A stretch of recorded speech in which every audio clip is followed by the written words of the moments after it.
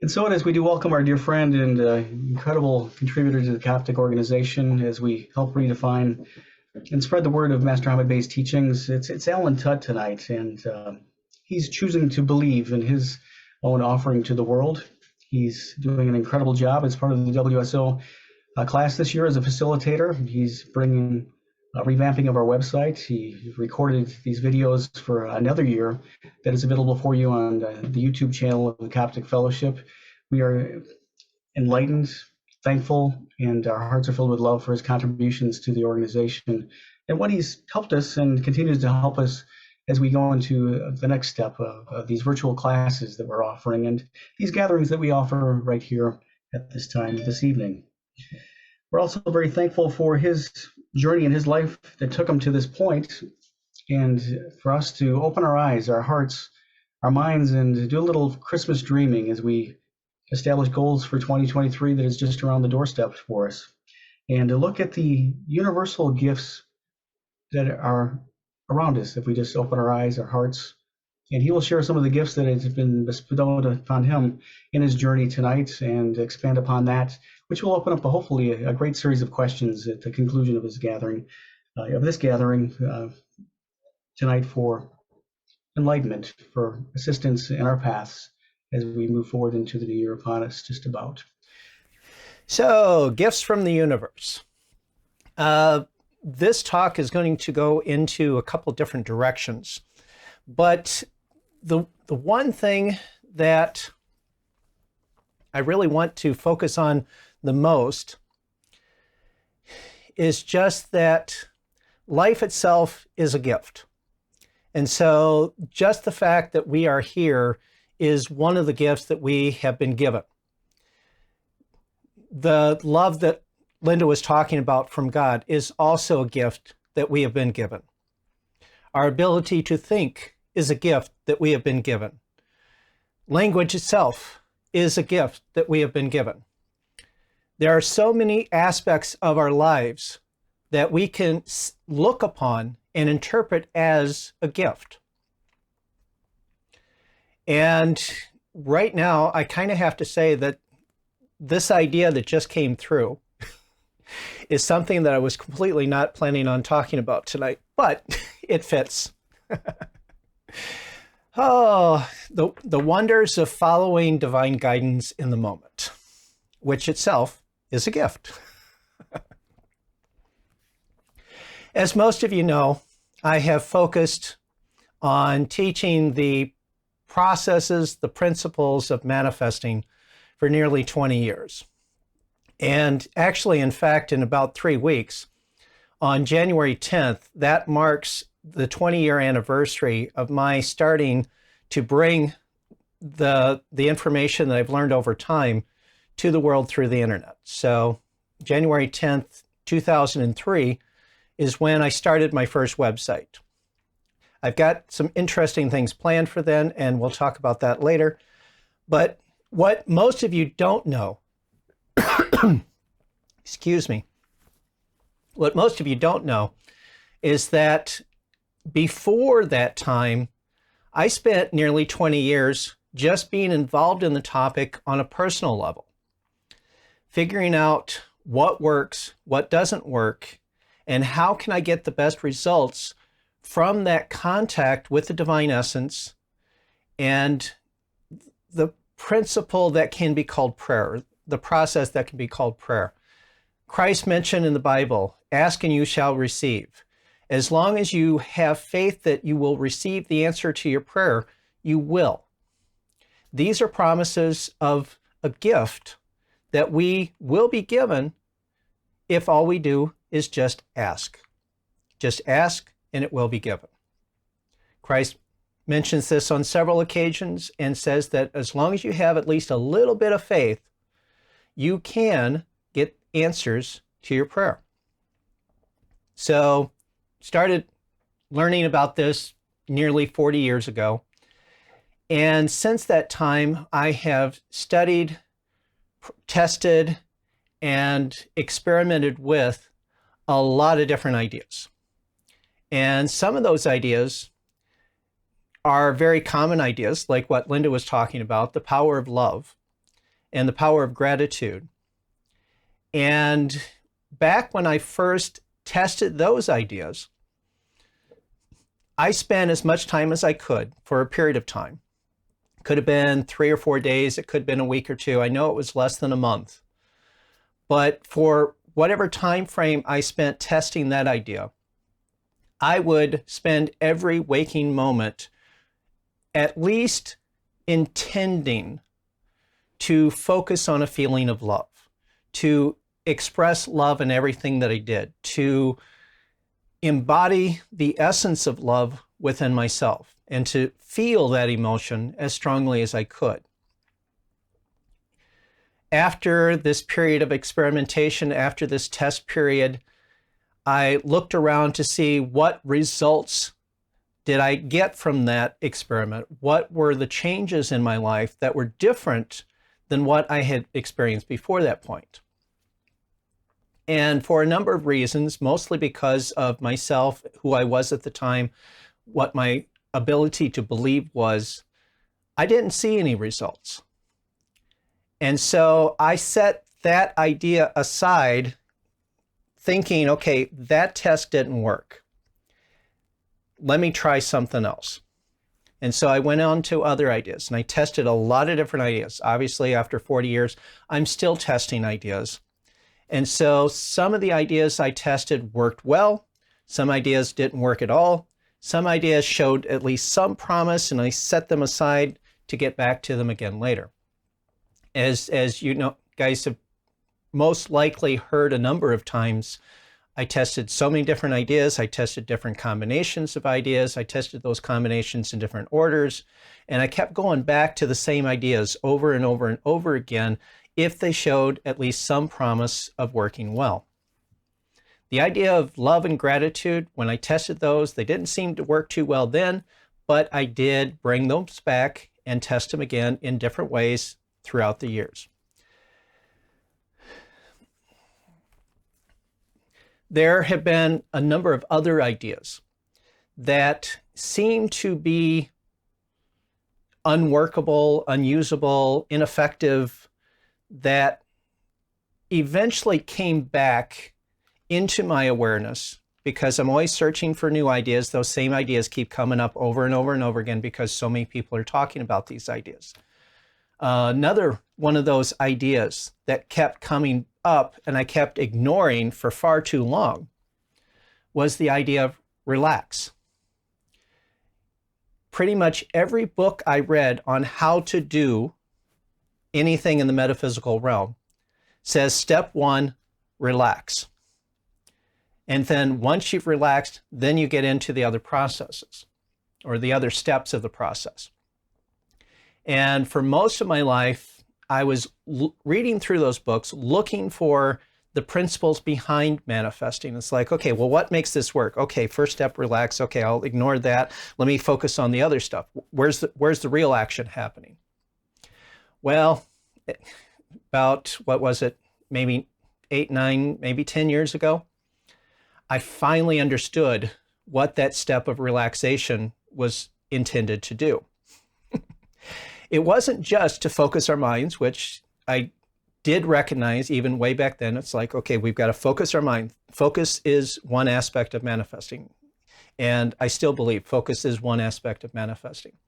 But the relaxation also had another benefit. And that benefit was to bring us closer to that divine essence within ourselves. And so the idea that I'm trying to get across right now, and I apologize that I'm not as organized as I would like to be, but the idea that I'm trying to get across right now is that sometimes we hear old ideas, and as soon as we recognize, oh, this is something I've already learned before, this is something that I've already studied before, I know what this is talking about, most of the time we hear this old idea and it's like, okay, that's something that didn't work. Okay, let me just ignore that and get on to something else. But every once in a while, somebody comes to us with an idea that we heard before, but they say it in a different way. Or it's included along with something else that overshadows or brings together some other relationship or connotation with the thing that we thought we knew and presents it in a new way. Or maybe it's just the fact that we're a different person now than what we were back then. But for whatever reason, there have been a number of these ideas, love, relaxation being two examples, that I initially discounted because my early testing showed, okay, that doesn't really do a whole lot. But either by the fact of my learning more information from somewhere else, being a different person because I've grown and developed, or just the way it was presented, helped me see an old idea in a new way. And so that's another aspect of what I am attempting to do in this presentation, is to bring out an old idea and help you see it in a new way. So the third idea that I want to bring into this concept, this presentation, that I initially discounted, but then brought back in a better way, is the core of everything, and that is faith, and that is belief. Because as you guys know, the very first experience that I had of a very positive manifestation was after walking the streets all night in the middle of winter, going into a bookstore and finding a book by Joseph Murphy that talked about the power of faith, the power of belief. As long as you can believe that you will receive what you're asking for, again, talking like what Christ mentioned, as long as you can believe that you can receive what you're asking for, you will. And that was a very powerful experience for me. It was an example that I went back to over and over and over again throughout the years because it demonstrated so many things. But here's what happened afterwards. And that is, I returned to testing that idea and didn't always get the same kind of results. And so that was one of those ideas that's like, okay, I know that there's a possibility here, but it doesn't always work on its own. So let me set it not all the way off to the side, but just a little bit off to the side and combine it with a few other things. And so over the years, I have recognized the power of belief and the necessity of belief and faith. But I've also added on a few other things, focus being one of them, because that is an idea that kept coming up over and over and over again. The power of focus, the power of the willpower, and how that interrelates with everything else. And right now, what I generally teach is that our focus helps to shift our beliefs. And those two factors of focus and faith come together to create a more reliable form of manifesting. A few other things that go along with that, but the bottom line is that over the years, I've kind of developed the system that is probably more complicated than it needs to be. And so going back to an old idea, ask and it shall be given. When I first heard that, which was way before I even started studying manifesting, I tested it. It's like, okay, God, I'm asking, this is what I would like. Thank you. And look around. Okay, it didn't work. So that was one of those ideas that got pushed off to the side. Okay, you've got to do more than just ask. Well, there is a story that shows when I brought this idea back once before. It was in the late 80s. I was still in Kansas City. This is after I had studied a lot and learned a lot about manifesting. I was starting to get some positive results, but it wasn't consistent. And this idea came up again.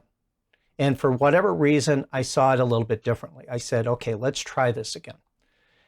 And so the way it was presented to me at that time is, imagine that you have someone in your life that is very well off. They have the power and the ability to grant you any request you would like, and that they really want to see you happy. And Classic examples of this could be a parental figure, a father, a mother, could be someone else in the family, a rich uncle, perhaps, someone further off into the family tree, maybe a good close friend, someone you know that is capable of giving you this gift just because you asked for it.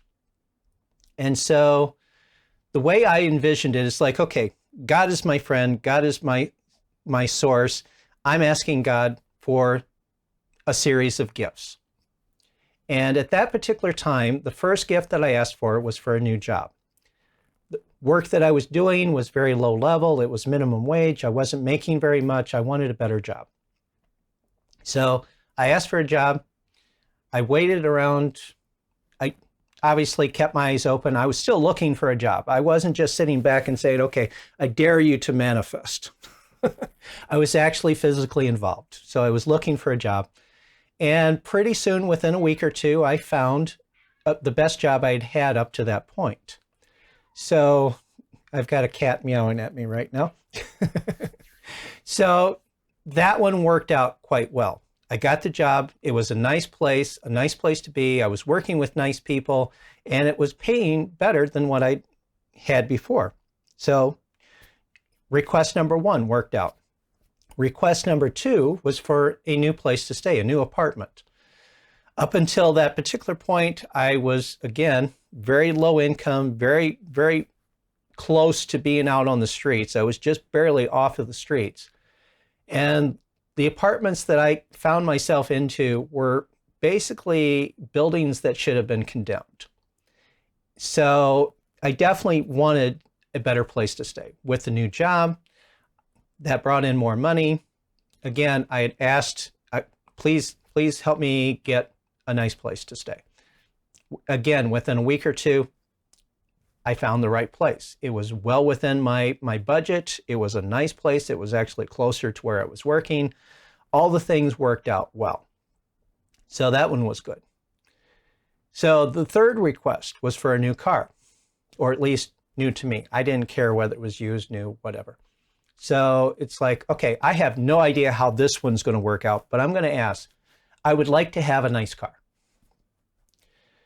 Well, here again, the idea of things that have always been available to you, things that are constantly in your face, but you've learned to ignore them.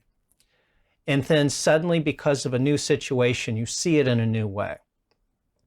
Well, I was walking down a sidewalk, walking down the street between buses on my way either to or from work. I think it was from work. It was at the end of the day. And I walked by one of these used car dealerships. And you've probably seen the signs at least a dozen times, if not hundreds.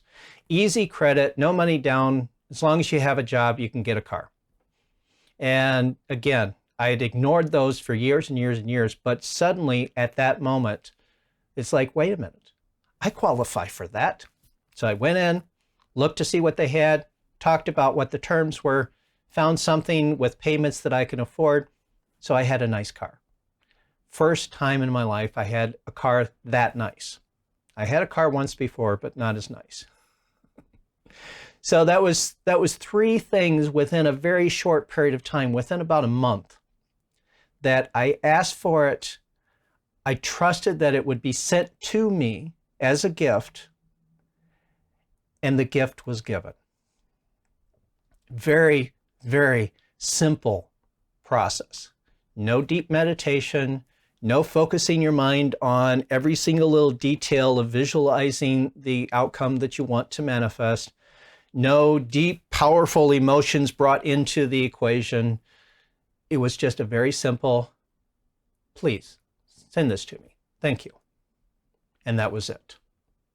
The simplest possible process of manifesting. So that is the process that I wanted to present to you tonight. It's the opportunity to just simply ask for what you want, trust that you will get it, and let it happen. The idea here is that because it is Christmas time And most of us, many of us, do participate in gift exchanges. We buy gifts for people we care about. We receive gifts from people who care about us. It is said that God loves everyone. The whole thing about God so loved the world that he gave his only begotten son, that kind of thing. But it's more than that. Christ kept talking about God as a father figure. The Father does the work. The Father within does the work. I do nothing. The Father within is doing the work. He saw the Creator, the divine Creator, God Almighty, as being Papa, Father. And most parents love their children and want to see them happy.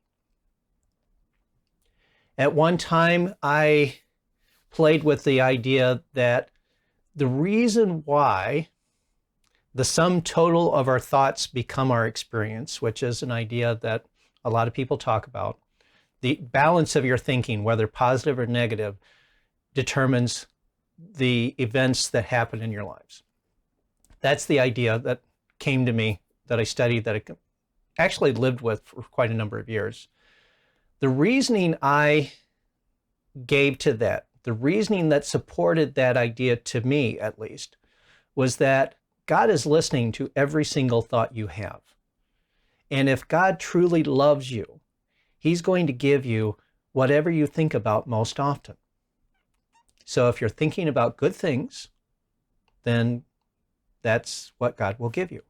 If you're thinking about all the problems you have, and that takes up the majority of your time, then God must interpret that to say, well, okay, this person wants problems. Okay, fine, I'll give it to you. I want you to be happy. So that is one interpretation of that. There's a lot of other interpretations for that.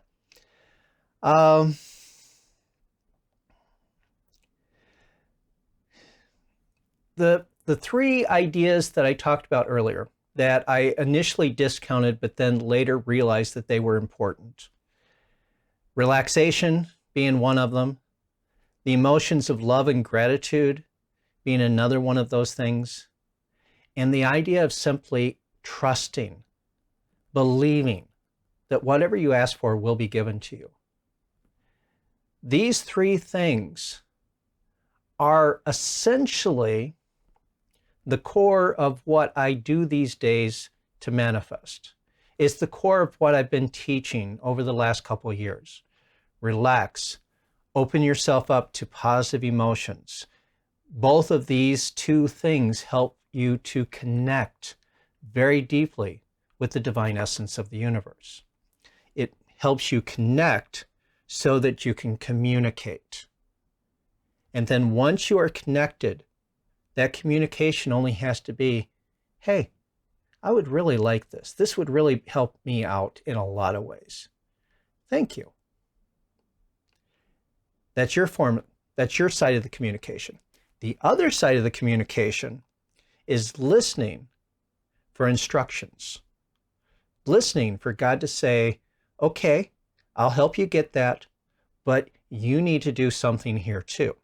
I need you to be at this place at this time, whatever instructions you get. Listen for the instructions, and they will help guide you so that that gift can be given. So at this point, I would like to mention that I also have a gift to give you. And this is something that I started doing at the first part of this last week on Monday. There's going to be a link that I'm going to put into the chat, and I'll make sure that everyone gets it at some point. But if you go to my website, you can register to get access to a 5-hour workshop that I recorded not too long ago, about last month actually. And this 5-hour workshop is everything I can possibly give you in it, what would be an afternoon. It's broken up, so you don't have to watch it all at once, but I do recommend you do that if you can. It's everything I can possibly give you that I have learned over the years that can help you manifest your goals. It gives you the principles, it gives you the processes, it gives you an opportunity to find a custom process unique to you, which will work better than any other process anyone else could ever give you. It gives you a lot of stuff. And so if you go to that web link that I just posted in the chat, sign up for the gift, you will be given access to those videos, which incidentally, it's not something I can just give you as a download, but the access is until the end of the year. So the end of December, you have 2 weeks to watch through those videos. And I guarantee if you watch through all of them, your ability to manifest your desires will go up dramatically, even if you find it difficult to just simply ask and believe, which truly is all you need to do. With that, I thank you for being here. I welcome any questions you might have. I will enjoy the discussion that we have from you. Thank you, Ellen. And what a fantastic gift for us all. That's a gift from you, a gift from the universe, and may it help those in this room tonight. I'm on Catholic service right now. Could you go over the 3 steps? It was relax.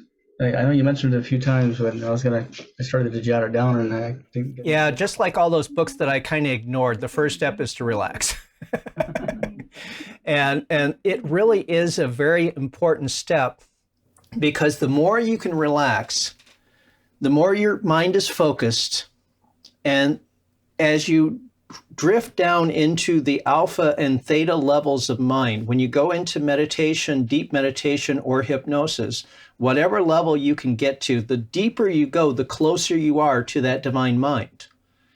And so it's like calling across the room to somebody that you're wanting to talk to. If you're trying to shout across a 30 feet space, it's not as easy to communicate as if you walk up to them and stand 5 foot away. The closer you are, the easier it is to communicate. So that relaxed step is the first step, and it's important because it helps you connect with the divine so that you can communicate. The second step is to engage the positive emotions, to focus on that feeling of love and the feeling of gratitude and any other positive emotion that gives you a good feeling. And the reason why we do this one is, again, it kind of puts you on the same wavelength as the divine. Like Linda mentioned in the Coptic moment, God is love. And if you really want to talk to God, you also have to be in love. And so when you're resonating on the same frequency, it's like a radio. You've got to turn your receiver to the right channel to receive the station. So if you really want to talk to God and listen to God, you have to be on that same frequency. And that frequency is one of love and gratitude. So that was step 2. Step 3 is just simply ask for what you want. Communicate with the divine. Explain what it is that you would like in whatever detail you would like to explain it. And then trust that it will happen. If possible, also listen for guidance, which may happen at that time. It may happen later.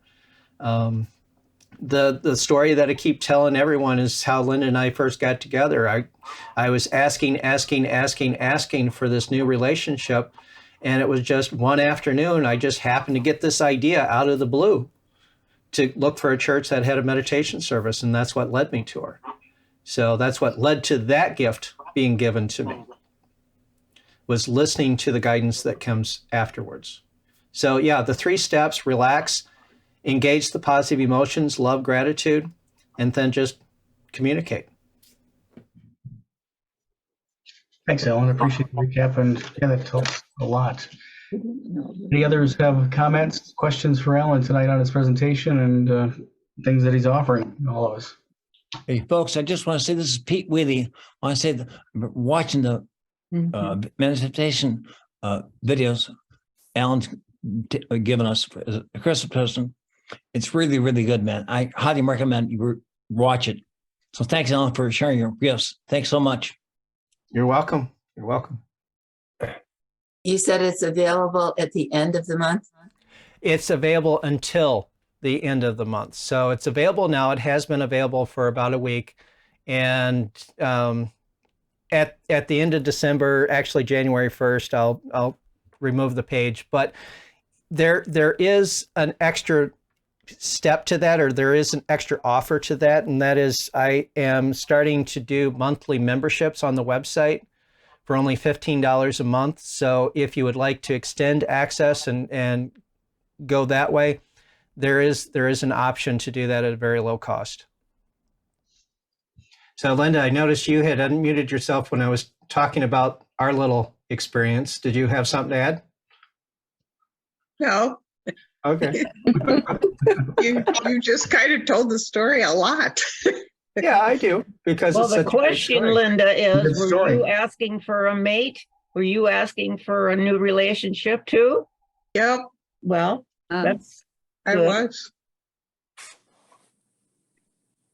That's one reason why we bring up the story, because there's so many different details that just worked out perfectly and just uncanny things.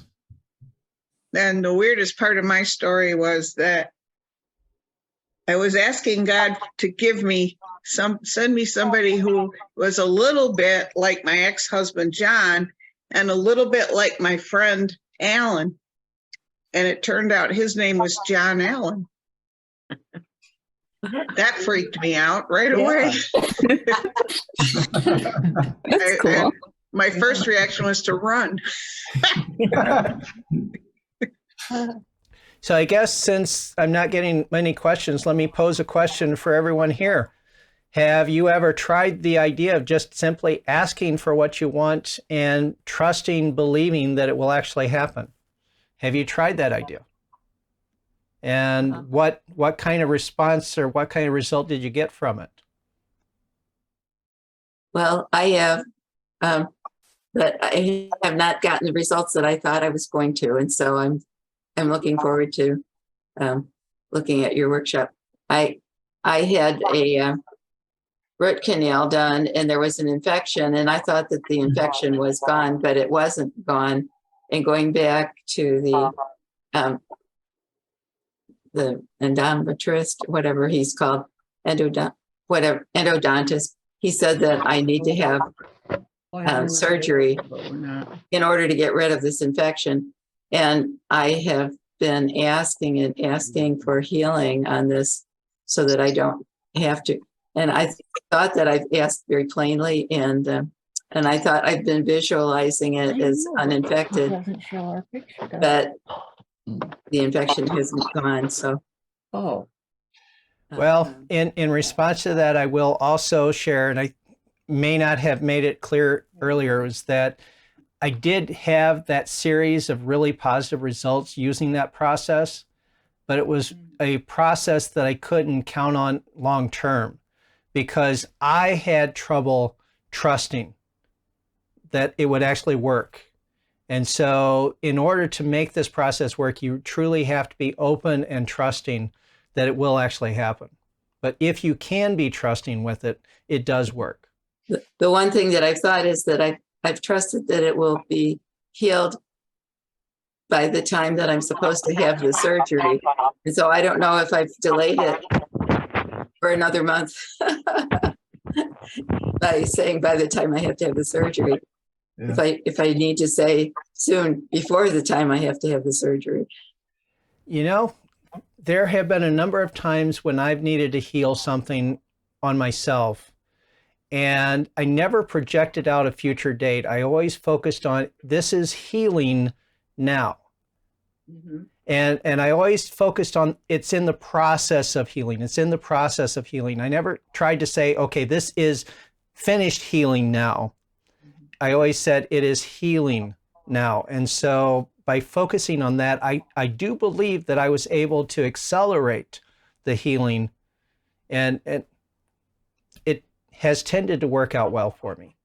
Well, that makes sense because when he took an x-ray the last time, it was not as infected as the first time he had taken the picture. He's a smaller area was involved at this time than it had been.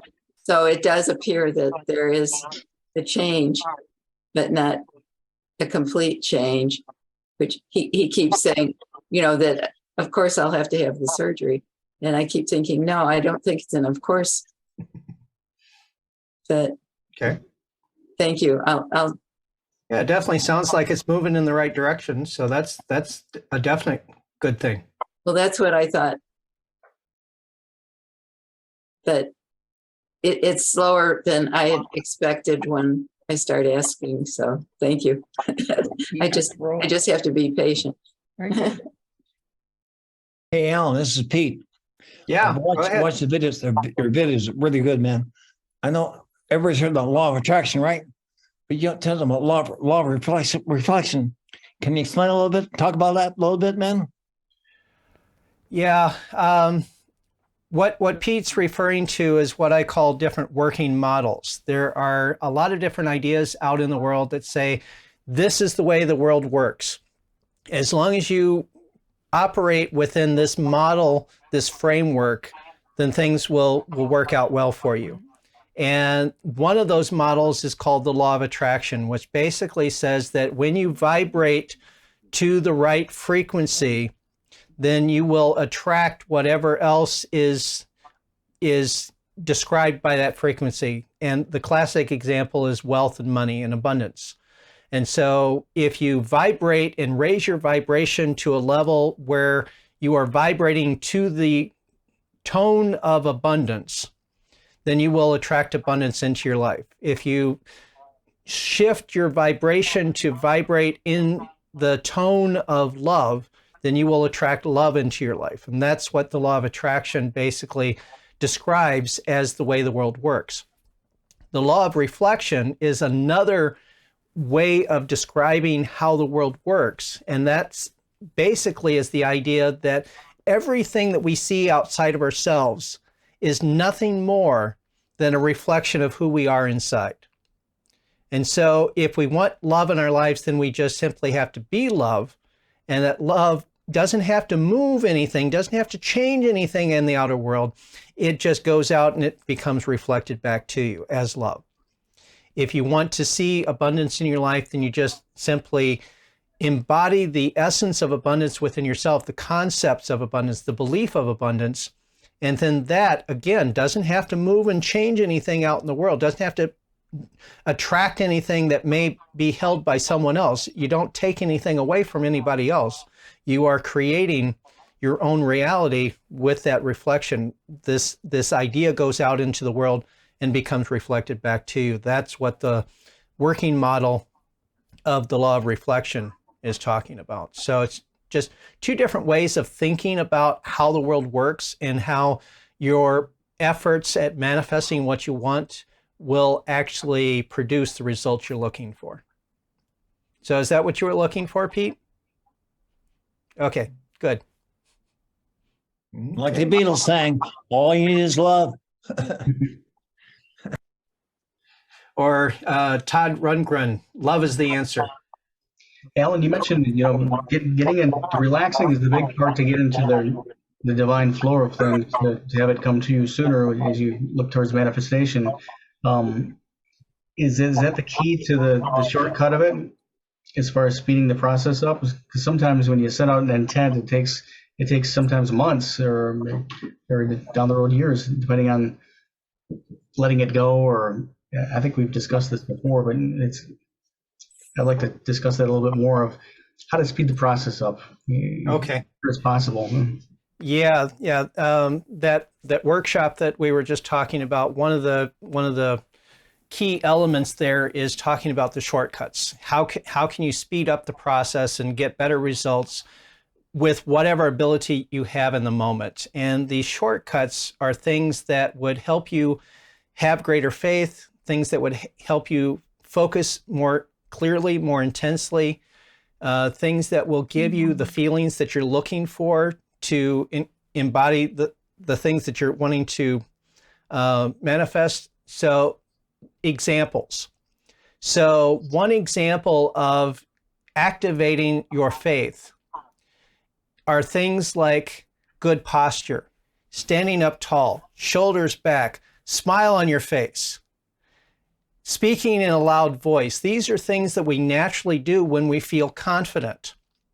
And so when we do them, it helps us to feel more confident, which gives us a boost in our faith. And so simple little things like that can help us feel more confident, have more faith, feel more focused. As far as focus, one of the things that helps me focus tremendously is just getting down on the floor and doing 20 push-ups. And that little bit of exercise gets the blood going, gets more oxygen going to my brain, and that helps me be more focused. So that is a very quick shortcut to putting more focus into that manifesting effort. Things like feeling, as far as that type of thing. If you listen to music that gives you a certain feeling, that gives you a boost for whatever it is that you're wanting to do. I mean, if you're wanting to manifest a relationship, for instance, if you listen to music that feels like the type of music that resonates with being in a good, positive, loving relationship, then that can help give you those feelings that will help that manifestation process. So these are just a few short little examples of those shortcuts that we were just talking about. As Pete mentioned, there is one video in the series that's almost an hour and a half long that talks about how to customize the manifesting process for you. And a lot of that is in finding those shortcuts that work for you and then incorporating those shortcuts into your process. Alan, can I make a comment on that though? Definitely. Mike, I'm having an experience with the state of Michigan, which I won't go into detail, but I haven't received my income tax refund yet. And I think sometimes, I've done all these steps. It's like, why can't I make this happen? Why can't I make this go faster? What the heck? The message I get when I'm calm is learning patience in the process. So sometimes I think things don't happen quickly because we need to change in some way. We need to learn something in the process. And I guess just in response to things not always going quickly, I'm learning about being patient. How do I need to change me in this process? There's a reason why something isn't happening as fast as I'd like it to. So maybe the message for you and whatever might be an issue. You're a very calm and patient person. I'm not. So I think I need that lesson of patience, but maybe there's something in the process that you are supposed to learn before it can actually happen. Alan, what do you say about truly wanting something and go about using your method of trying to get it and it doesn't happen? Could it be that it's not for our highest and best good to receive that? I have seen so many examples of people who have manifested things that were definitely not in their highest and best interest. I have seen people manifest things that ended up being a burden, that have been harmful to them in one way or another. So based off of what I've seen, I don't think there's that type of filter unless, and here's the overarching theme that has to be applied to all of this. And that's what Christ said, according to your faith is it done to you. If you believe that God will only give you what's in your highest and best interest, then that's what your experience will be. If you believe that you're on this earth to learn lessons, then that's what your experience will be. If you believe that life is simply a playground or a science lab where you can perform experiments and see what happens, then that gives you a completely different experience. So one of the beliefs that enters into the picture is, again, going back to the idea of working models. What do you believe about life itself? What do you believe about the nature of the universe? What do you believe about the nature of God? And all of these beliefs come together to form your experience. And so my general idea is that if something's not working, it's because there is a belief within you that is blocking it. David had something to say. Alan, to piggyback on that, on a conscious level, I might say I want this or that or whatever. What you really have to pay attention to is the unconscious belief, because that's ultimately what the universe hears. I mean, that's the ultimate broadcast. So you really have to realize what's that ego or shadow part of us. What does that little boy or little girl believe? Right, right. Is it on the same wavelength or frequency as what your conscious mind wants? Right. And that's why in the book Choose to Believe that I published in 2008, I was really careful to talk about conscious beliefs and subconscious beliefs, and trying to find out what does your subconscious believe about certain things, because we do have those two levels of belief going, and the conscious mind is actually the weakest mind, and it's the subconscious mind that is, as some people say, running the show. But in our subconscious mind, there's no filter, is there? I mean, it's just a bunch of thoughts. So how does the filter work there? Again, it's what you believe on that deep inner level. I mean, if you believe that there is a filter in place that will only send you what's in your best and highest good, then your subconscious filters itself. Well, I want to give Linda some encouragement as far as getting money back. In March, I sold my house and I was trying to get the insurance payment that I had given to FEMA for flood insurance on the house back. I only had the house in the new insurance contract period for 2 days. And yet I had to pay that insurance for a full year in advance. It was over $600 that I had paid. And I kept trying to get the money from FEMA, and it was a real runaround. I couldn't do it myself. I had to get it done through my agent. They told me that he was the only one that could do it. And then he asked me for information and I gave it to him. That was in March. I just got that check. And it was a long wait, but it came. Well, that's because companies do not want to give your money back.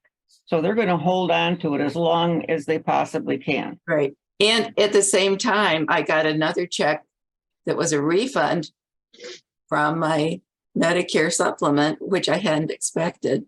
And it was like, wow, what a bonus. All of a sudden, I got not only the money that I was expecting, but new money too. In fact, at first I thought it was a scam because whoever sent it to me misspelled my street address and even the word Columbus. And so I called the company and asked them, and they said, oh no, this is true. This is really, something you're supposed to get. I did not call the number that was on the letter that told me. They sent me a letter saying it was coming. And on that, everything was spelled correctly. But when it came, it was spelled differently. And I thought, oh, this was a scam. So I called through the card that I have, not through the letter that they sent. And they said, no, it really was real. And I said, but it has the wrong address and on the check. And so I'm concerned. So I said, if I return it, can it be sent to the right address and have the right name? And then it took another month, but it actually came. And it was over $900. So that was a real shock. That it came at all. Yeah. So maybe when you get your refund from the state, you'll get something else at the same time. Well, my subconscious is probably got to be worked on because I've probably got all kinds of shooting arrows at the the people who do that Oh. work. That's probably what's They're holding sending it them up. love. Yeah. Yeah. So, but I know that patience has been one of my lessons. So maybe that has something to do with the stealing thing too. Any Great other- job, Alan. Thank you, Pete. Like your Christmas hat, Joan. Thank you. Good job, Oh. babe. Yeah, it was a very good talk. That's why you're not getting a lot of questions, because you were very clear on your explanation, I think. It's a talk that really makes you stop and think, Yes. you know? It was a great job, Alan. You did a wonderful job. You reached so many levels. Thank you. We Really should all good. be flying high in about a month or two, shouldn't we? How long does it take for manifestation? Woo! I'll meet you in Bali in about 2 months, okay? I'll be there. Good job, Alan. Thank you for the info. Yes, Thank Alan. you.